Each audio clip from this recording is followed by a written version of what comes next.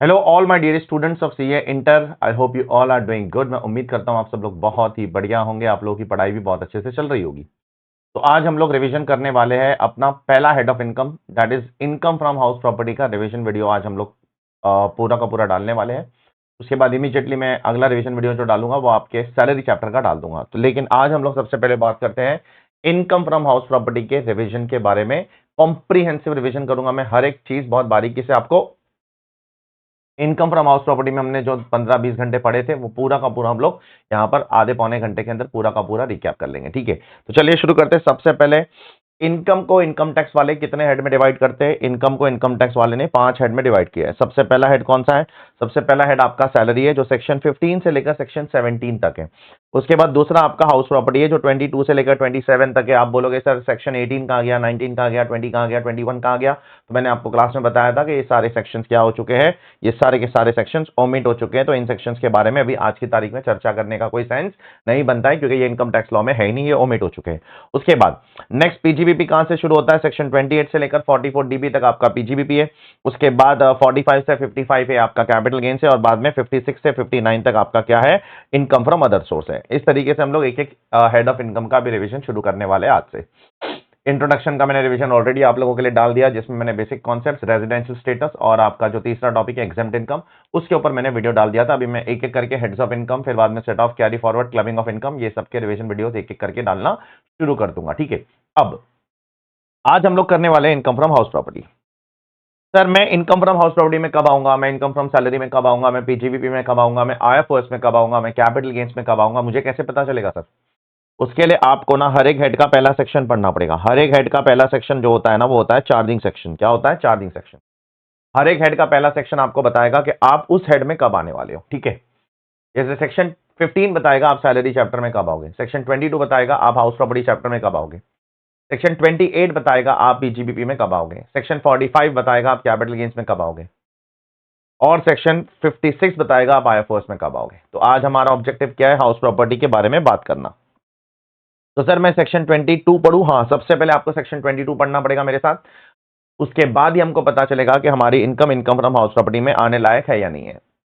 कोई भी एसएससी को अगर अपनी इनकम को इनकम फ्रॉम हाउस प्रॉपर्टी में क्लासीफाई करना है तो उसको 3 कंडीशन फुलफिल करने पड़ेंगे। पहला कंडीशन, उसके पास एक प्रॉपर्टी होनी चाहिए जो बिल्डिंग या land upper tenant there too होनी चाहिए। एक बिल्डिंग होनी चाहिए या बिल्डिंग को लगी हुई लैंड, वेकेंट लैंड नहीं चलेगी। अगर ओपन लैंड है, वो अगर आप किराए पे किसी को देते हो तो उसके ऊपर इनकम फ्रॉम अदर सोर्स आता है। लेकिन बिल्डिंग को लगी हुई लैंड है, वो किराए पर दे रहे हो, अपर टेनेंट टू बिल्डिंग है, लगी हुई लैंड है, वो किराए पर दे रहे हो, तो फिर वो इनकम फ्रॉम हाउस प्रॉपर्टी होगा। तो या तो बिल्डिंग होना चाहिए या उसको लगी हुई लैंड। दूसरा कंडीशन, आप उस बिल्डिंग के ओनर होना चाहिए। क्या होना चाहिए? ओनर। जो ओनर होगा उसी के हाथ में income from house property charge होती है। ठीक है, और तीसरा कंडीशन, वो बिल्डिंग आप अपने बिजनेस या प्रोफेशन के लिए यूज नहीं करना चाहिए। ठीक है, मान लो मेरी एक ऑफिस है, ठीक है, उधर ही मैं अपनी क्लास ले रहा हूं, लेक्चर ले रहा हूं, तो उसके ऊपर इनकम फ्रॉम हाउस प्रॉपर्टी नहीं लग सकता है। तो जो बिल्डिंग मैं अपने खुद के बिजनेस या प्रोफेशन के लिए यूज करता हूं, वो इनकम फ्रॉम हाउस प्रॉपर्टी में चार्ज नहीं हो सकती है। ये 3 कंडीशन अगर फुलफिल हो जाएगी तो आपकी इनकम फ्रॉम हाउस प्रॉपर्टी में आ जाएगी। एक बार आपको ये कॉन्फिडेंस आ चुका है कि आपकी इनकम फ्रॉम हाउस प्रॉपर्टी में आ चुकी है, अब अगला कदम है उसका क्लासिफिकेशन करना। सारी प्रॉपर्टीज को सरकार ने 3 कैटेगरी में डिवाइड किया है। एक एलओपी, लेट आउट प्रॉपर्टी, एक एसओपी, सेल्फ ऑक्यूपाइड प्रॉपर्टी, और एक DLOP, deem to be let out property. अब उसका कंप्यूटेशन कैसे करना है? एक बार आपको पता चल गया कि आपकी इनकम हाउस प्रॉपर्टी में आ चुकी है, आपने 3 कंडीशन फुलफिल कर दी है, आपके पास बिल्डिंग या लैंड अपार्टमेंट देयरटू है, आप उसके ओनर हो, आप उस बिल्डिंग या लैंड अपार्टमेंट देयरटू को बिजनेस या प्रोफेशन के लिए यूज नहीं कर रहे हो, आप हाउस प्रॉपर्टी में आ गए। अब आपको कंप्यूटेशन करना पड़ेगा। कंप्यूटेशन में 2 कंप्यूटेशन है, एलओपी और डीएलओपी का कंप्यूटेशन लगभग सेम ही होता है, एसओपी का कंप्यूटेशन थोड़ा सा अलग होता है, सिंप्लीफाइड होता है, छोटा होता है। एलओपी का कंप्यूटेशन कैसे शुरू होगा? एलओपी के बारे में पहले बात करेंगे। GAV minus municipal taxes paid, उसमें से आप क्या, उसके बाद आपको आ जाएगा एनएवी। एनएवी में से आप 2 डिडक्शन ले लोगे, एक तो सेक्शन 24 के अंदर 30% फ्लैट स्टैंडर्ड डिडक्शन मिलेगा, और एक अगर आपने लोन वोन लिया है तो उसका इंटरेस्ट ऑन लोन मिल जाएगा। एसओपी वालों के लिए, डीएलओपी वालों के लिए भी लगभग सेम ही होता है। डीएलओपी और एलओपी का कैलकुलेशन लगभग सेम है, एक माइनर चेंज होता है और कुछ नहीं। एसओपी वालों के अंदर ये पहले कुछ भी नहीं होगा, डायरेक्टली एसओपी में सिर्फ एक ही आइटम आएगा, वो आएगा इंटरेस्ट ऑन लोन। वो भी एसओपी का जो ये इंटरेस्ट ऑन लोन है ना, वो सिर्फ और सिर्फ एक चीज याद रखना, ये सिर्फ और सिर्फ ओल्ड रेजिम में अलाउड है, ये वाला न्यू में तो अलाउड भी नहीं है। हाँ, एलओपी का जो इंटरेस्ट है ना वो ओल्ड में भी अलाउड है और वो न्यू में भी अलाउड है, ये चीज याद रखना। एलओपी का इंटरेस्ट ओल्ड में भी अलाउड है, न्यू में भी अलाउड है, लेकिन एसओपी का इंटरेस्ट सिर्फ ओल्ड में अलाउड है, एसओपी का इंटरेस्ट न्यू वालों के लिए अलाउड ही नहीं है। न्यू रेजिम फॉलो करोगे तो अलाउड नहीं। अब हम लोग एक एक करके सब पे बात करेंगे। जैसे सबसे पहले यहां पर है जीएवी। जीएवी क्या होता है सर? जीएवी का एक फॉर्मूला मैंने आपको बताया था, एमएफसी।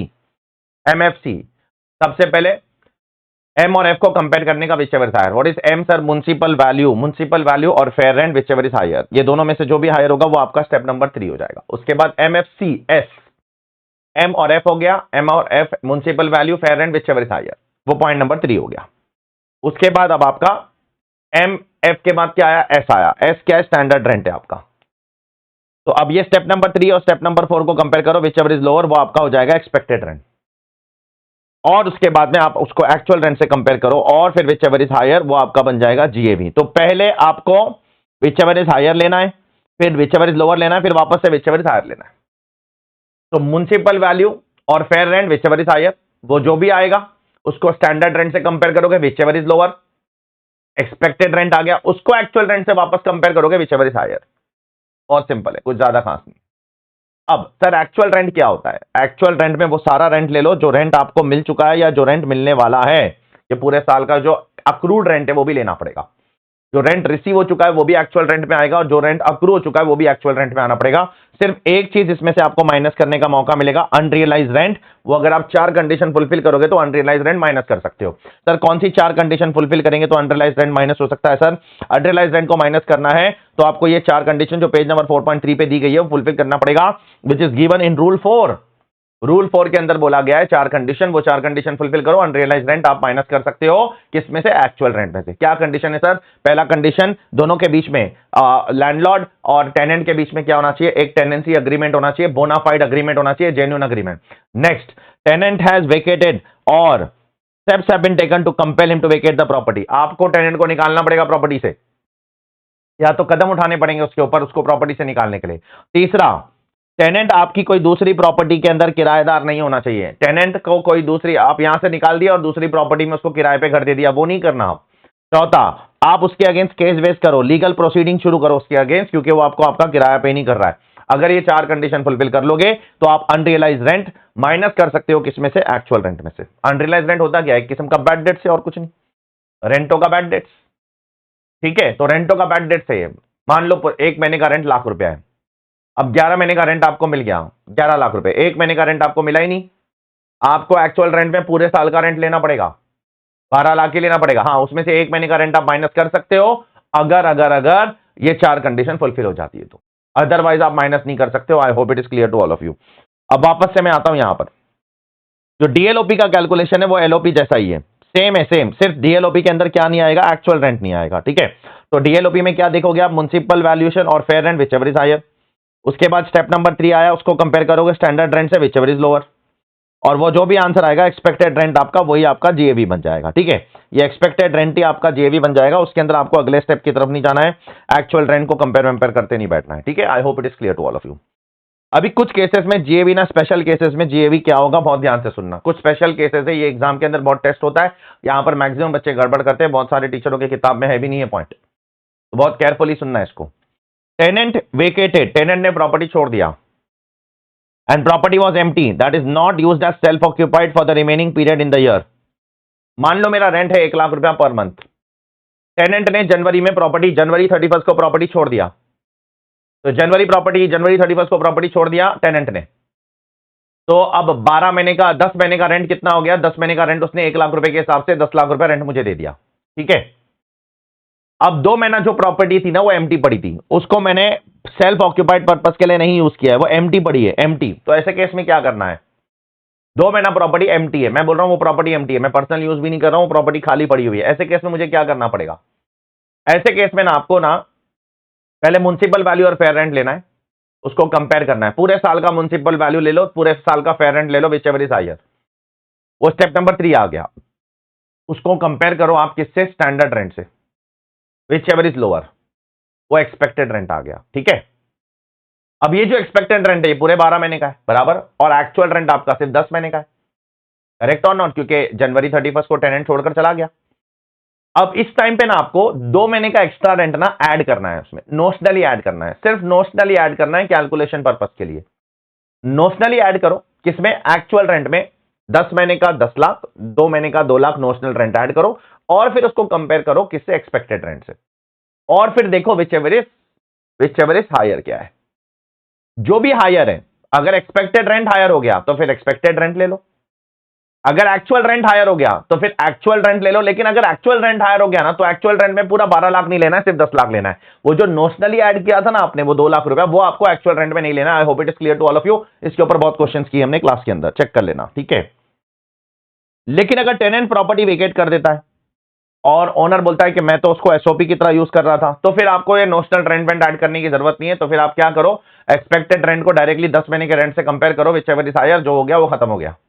तो दोनों में फर्क क्या है, लेफ्ट हैंड साइड में आप बोल रहे हो कि आप सेल्फ ऑक्यूपाइड नहीं कर रहे हो, आप उसको यूज ही नहीं कर रहे हो, एम्प्टी पड़ा है। राइट हैंड साइड में आप क्या बोल रहे हो, आप उसको यूज कर रहे हो पर्सनल पर्पस के लिए, एसओपी की तरह। तो लेफ्ट हैंड साइड पे जब आप बोलते हो वो एम्प्टी पड़ा है, तो 2 महीने का नोशनल रेंट ऐड करो सिर्फ कंपेरिजन पर्पस के लिए। अगर एक्चुअल रेंट ज्यादा हो गया तो एक्चुअल रेंट ही लेना, सिर्फ 10 महीने का, पूरे 12 महीने का लेने की जरूरत नहीं। कंपैरिजन पर्पस के लिए 2 महीने का रेंट ऐड करना है। राइट हैंड साइड में जब आप बोलते हो कि नहीं नहीं 10 महीने मैंने किराए पे दिया था, उसके बाद 2 महीने तो मैं खुद रह रहा था, तो वैसे केस में आपको क्या करना है, आपको कुछ नोशनल रेंट ऐड नहीं करना है, डायरेक्टली एक्सपेक्टेड रेंट लेना है 12 महीने का, उसको 10 महीने के एक्चुअल रेंट से कंपेयर करना है, व्हिचएवर इज हायर, मामला क्लोज, ठीक है। I hope it is clear to all of you. अब इस फॉर्मेट के हिसाब से हम लोग जीवन में आगे बढ़ेंगे। ये जीएवी हो गया, मैंने आपको जीएवी बता दिया, जीएवी इन स्पेशल केसेस भी बता दिया। अब म्युनिसिपल टैक्स के बारे में बात करेंगे। म्युनिसिपल टैक्स के बारे में क्या बोलता है सरकार, म्युनिसिपल टैक्स पेमेंट बेसिस पे अलाउड है। अगर अक्रूवल बेसिस पर है म्युनिसिपल टैक्स तो अलाउ नहीं होगा। पहली चीज, पे कौन करना चाहिए, ओनर पे करना चाहिए। अगर टेनेंट पे करेगा तो म्युनिसिपल टैक्स का डिडक्शन नहीं मिलेगा, ठीक है। पेमेंट बेसिस पर डिडक्शन मिलेगा, और वो भी ओनर पे करेगा तो मिलेगा, टेनेंट पे करेगा तो आपको डिडक्शन ओनर को नहीं मिलेगा जीएबी में से। और एक चीज, अगर फॉरेन कंट्री में भी प्रॉपर्टी है ना, और वहां पर भी अगर म्युनिसिपल टैक्स पे किया है ना असेसी ने, मतलब ओनर ने अगर पे किया है, फॉरेन कंट्री में भी म्युनिसिपल टैक्स अगर पे किया है तो उसका भी डिडक्शन आपको इनकम टैक्स में मिल जाएगा, कोई दिक्कत नहीं है, ठीक है। I hope it is clear to all of you. अब म्युनिसिपल टैक्स माइनस करने के बाद आपको एनएवी आ जाएगा। एनएवी में से आप डायरेक्टली पहले स्टैंडर्ड डिडक्शन ले लोगे 30%। सर ये स्टैंडर्ड डिडक्शन क्या होता है, सर ये स्टैंडर्ड डिडक्शन आपके खर्चों के लिए होता है। अलग अलग किस्म के खर्चे करते हो ना, इंश्योरेंस का खर्चा, डेप्रिसिएशन का, repair, collection charges, electricity, water expense.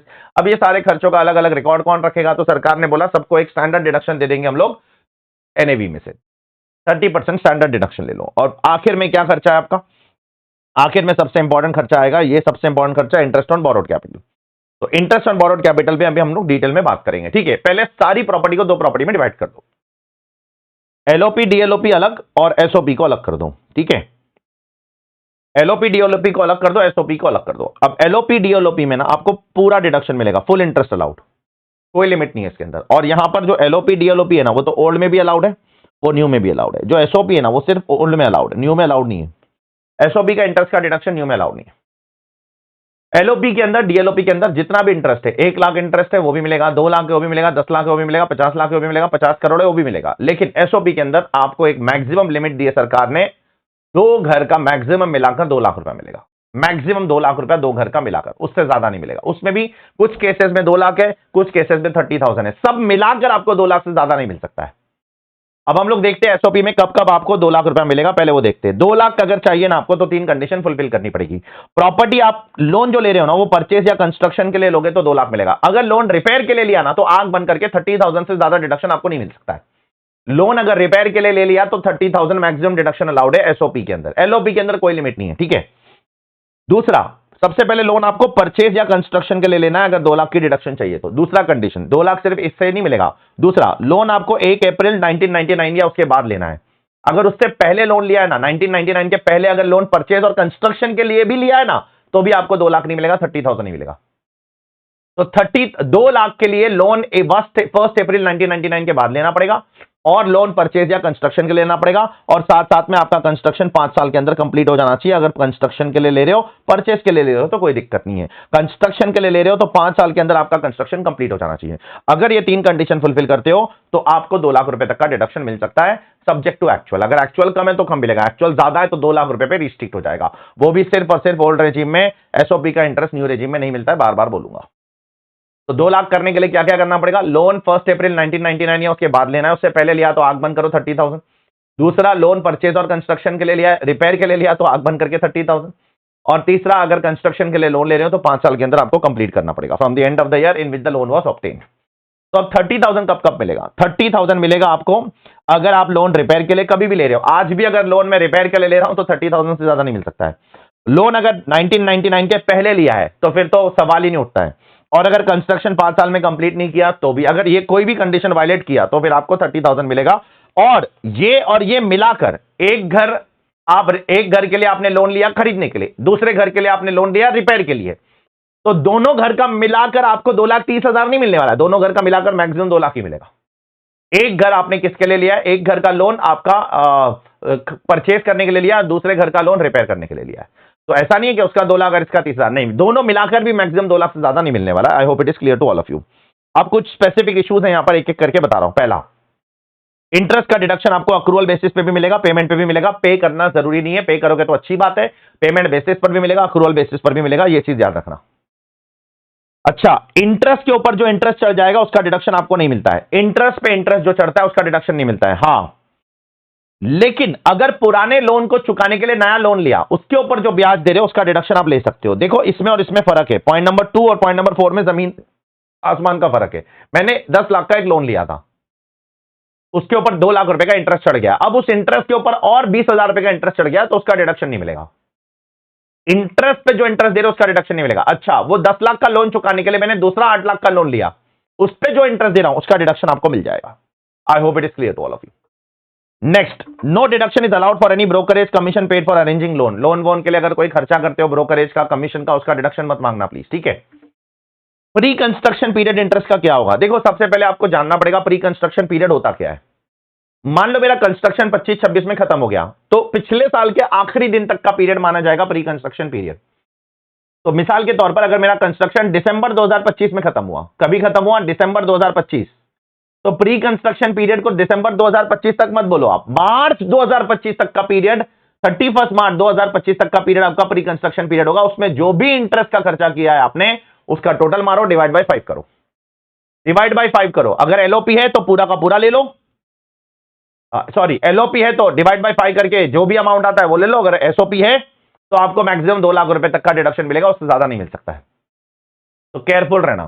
Pre construction period का मतलब समझो पहले। अगर दिसंबर 2025 में अगर प्रॉपर्टी कंस्ट्रक्शन कंप्लीट होती है तो प्री कंस्ट्रक्शन पीरियड को दिसंबर 25 तक मत काउंट करो, पिछले साल के आखिरी दिन तक होता है। 31 मार्च 2025 तक का पीरियड प्री कंस्ट्रक्शन पीरियड माना जाएगा। जो भी इंटरेस्ट का खर्चा किया उसको डिवाइड बाय 5 करो, 5 सालों में डिडक्शन लो। एलओपी है तो पूरा पूरा लो, एसओपी है तो मैक्सिमम हर साल 2 लाख रुपए, उससे ज्यादा नहीं मिलेगा। और एलओपी है तो दोनों रेजिम में मिलेगा, एसओपी है तो सिर्फ और सिर्फ ओल्ड रेजिम में मिलेगा, न्यू में नहीं मिलेगा। ये यहां पर लिखा हुआ है, चेक कर लेना, ठीक है। I hope it is clear to all of you. अब यहां पर हमने थोड़ी देर पहले देखा था कि अनरियलाइज्ड रेंट क्या होता है। अब अरियर्स ऑफ रेंट क्या होता है वो देखते हैं। अरियर्स ऑफ रेंट जो होता है वो डिस्प्यूटेड रेंट होता है। कोर्ट में कुछ केस वेस चल रहा है, अब वो केस हम जीत गए तो वो केस जीत गए तो हमको वो पैसा मिल रहा है, उसको बोलते हैं डिस्प्यूटेड रेंट। ये दोनों केस में अगर फ्यूचर में अगर आपको अनरियलाइज्ड रेंट की रिकवरी होती है या अरियर्स ऑफ रेंट की रिकवरी होती है, ये दोनों आपकी डीम टू बी इनकम होगी और इसमें से आपको 30% का स्टैंडर्ड डिडक्शन मिल जाएगा। मान लो 2022-23 में मैंने कुछ अनरियलाइज रेंट का एक्चुअल रेंट में से माइनस कर दिया था, तो उतने पे मैंने टैक्स नहीं भरा था। या 2022-23 में मेरी अनबन चल रही थी तो केस चल रहा था कोर्ट में, तो उतने पे मैंने टैक्स नहीं भरा था। अब 2025-26 में अगर पैसा मिलता है मुझे, अनरियलाइज रेंट की रिकवरी होती है या अरियर्स ऑफ रेंट की रिकवरी होती है। पहले समझो, अनरियलाइज रेंट क्या होता है? बैड डेट्स होता है। अरियर्स ऑफ रेंट क्या होता है? जिसपे डिबेट चल रहा था, डिस्प्यूट चल रहा था, केस चल रहा था, केस जीत गया, अब मुझे रेंट मिलेगा। ये दोनों केस में आपके हाथ में ये इनकम हो जाएगी जब भी आपको रिकवर होगा। ईयर ऑफ रिसीट में जब पैसा मिलेगा मिलेगा मिलेगा तब आपको उस पर टैक्स भरना है। उसमें से आपको 30% का स्टैंडर्ड डिडक्शन दे देगी सरकार, और टैक्स आपको इररिस्पेक्टिव ऑफ भरना है। अगर आप उस साल में ओनर हो या नहीं हो फर्क नहीं पड़ता, आपको टैक्स भरना ही पड़ेगा और कोई खर्चे उसमें से नहीं मिलने वाले, ठीक है। तो 5 साल बाद भी अगर जब मान लो आपने प्रॉपर्टी बेच दी, उसके बाद आपको रिकवरी हुई है अनरियलाइज रेंट की, तो भी आपको टैक्स भरना पड़ेगा। 30% स्टैंडर्ड डिडक्शन मिलेगा, बस ये इकलौता खर्चा और कुछ नहीं मिलने वाला, ठीक है। I hope it is clear to all of you. अगले पार्ट की तरफ बढ़ते, पार्ट 4, स्पेशल केसेस। अगर ओनरशिप डिस्प्यूट में मेरे और मेरे भाई के बीच में डिबेट चल रहा है, प्रॉपर्टी मेरी है या मेरी भाई की है, तो गवर्नमेंट किसके हाथ में टैक्स लगाएगी? If the title of the ownership is under a dispute in any court of law, तो फिर इनकम टैक्स डिपार्टमेंट के हाथ में डिबेट डिसीजन चला जाएगा। वो जिसके हाथ में टैक्स लगाना चाहते हैं उसके हाथ में लगा देंगे, ठीक है। उनको जो ज्यादा बेहतर लग रहा है उसके हाथ में वो लोग टैक्स लगा देंगे। तो अगर डिबेट चल रहा है प्रॉपर्टी किसकी है, मेरी है या मेरे भाई की है, तो इनकम टैक्स डिपार्टमेंट के हाथ में पूरा का पूरा खेल चला जाएगा। नेक्स्ट, अगर कॉम्पोजिट रेंट मिलता है तो क्या होगा? कॉम्पोजिट रेंट मतलब प्रॉपर्टी भी मैंने दिया और साथ में मैंने एसी भी दिया, फ्रिज भी दिया, रेफ्रिजरेटर भी दिया, टीवी भी दिया, टेलीविजन भी दिया, सोफा भी दिया, फर्नीचर भी दिया, डाइनिंग टेबल भी दिया, सब दिया। अब उसके अंदर आपको चेक करना पड़ेगा अगर वो सेपरेबल है, अगर आपके अग्रीमेंट में लिखा है कि फैसिलिटीज के लिए इतना पैसा है रेंट है और जगह के लिए इतना रेंट है, बिल्डिंग के लिए इतना रेंट है और टीवी एसी फ्रिज ये सब सोफे वोफे के लिए इतना रेंट है, अगर वो सेपरेबल है तो बिल्डिंग वाला rent income from house property माना जाएगा और एसेट वाला रेंट पीजीबीपी या आईएफओएस एज द केस में भी। अगर आपका बिजनेस है लेट आउट करना तो पीजीबीपी, और अगर बिजनेस नहीं है तो फिर इनकम फ्रॉम अदर सोर्स। तो दो भाग में बांटना पड़ेगा। अगर इनसेपरेबल है, इनसेपरेबल मतलब पूरा एक ही रेंट है, 50,000 रुपया पर मंथ रेंट, उसमें रहो भी और उसमें एंजॉय भी करो, फैसिलिटीज भी लो, टीवी भी देखो, सब करो, सब कुछ उसी में, तो फिर वो इनकम फ्रॉम हाउस प्रॉपर्टी में नहीं आएगा, फिर वो या तो पीजीबीपी या तो फिर अदर सोर्सेज में। ये होटल जैसा हो जाएगा। क्या जैसा? होटल में। होटल में जाते हो ना आप, किराए की जगह लेते हो, तो होटल वाला आपको क्या अलग से बोलता है कि जगह का इतना पैसा, एसी का इतना, टीवी का इतना, बाथरूम का इतना, शावर का इतना, कुछ नहीं बोलता है ना। तो सब फैसिलिटीज के साथ एक साथ बता देता है 10,000 रुपया पर डे, 5,000 रुपया पर डे, तो फिर वो इसकी पीजीबीपी इनकम मानी जाएगी। अगर वो रेगुलरली बिजनेस करता है ना तो income from other source. I hope it is clear to all of you. Next part, co-ownership. अगर प्रॉपर्टी के को ओनर है, मैं और मेरी वाइफ दोनों प्रॉपर्टी के ओनर है, अब हम लोग लेट आउट कर रहे हैं तो क्या होगा?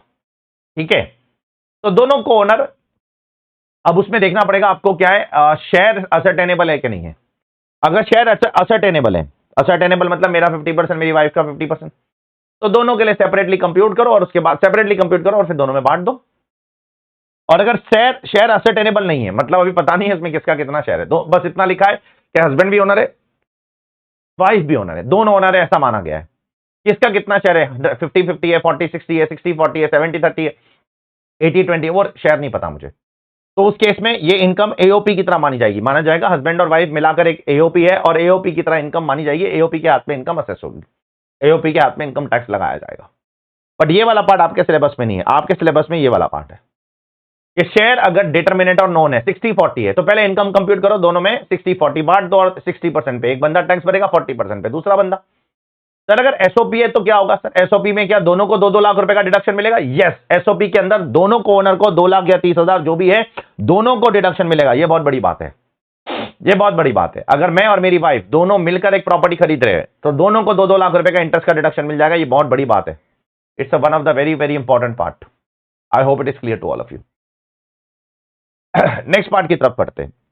Deemed owner. डीम्ड ओनर क्या होता है? कुछ केसेस में रियल में ओनर कोई और है लेकिन डीम्ड ओनर कोई और होगा और टैक्स डीम्ड ओनर के हाथ में लगेगा। जैसे अगर मैं अपनी प्रॉपर्टी अपनी बीवी को या हस्बैंड वाइफ को या वाइफ हस्बैंड को दे देता है, कैसे देता है? फ्री में दे देता है, बहुत ध्यान से सुनना, या सस्ते में देता है। अगर मैं अपनी हाउस प्रॉपर्टी अपनी बीवी को या बीवी अपने हस्बैंड को फ्री में दे देती है या सस्ते में दे देती है, तो ये इनकम किसके हाथ में असेस होगी?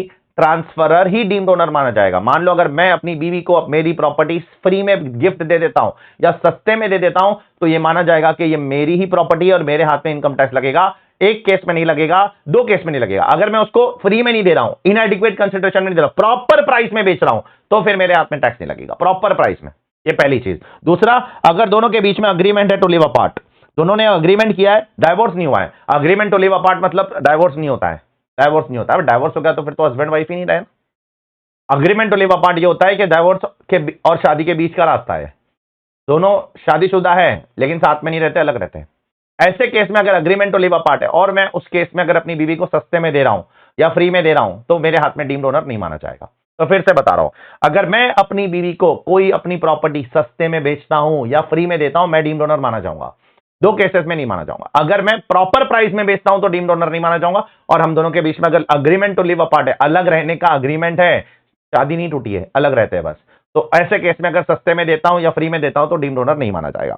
नेक्स्ट, सिमिलरली अगर मैं अपने माइनर बच्चे को other than minor married daughter को छोड़कर कोई भी दूसरे माइनर बच्चे को जो 18 साल से कम है उसको सस्ते में देता हूं या फ्री में देता हूं, तो मेरे हाथ में ही इनकम टैक्स लगाया जाएगा। मैं ही डीम्ड ओनर माना जाऊंगा। कौन माना जाएगा? मैं ही डीम्ड ओनर माना जाऊंगा, ट्रांसफरर ही डीम्ड ओनर माना जाएगा। I hope it is clear to all of you.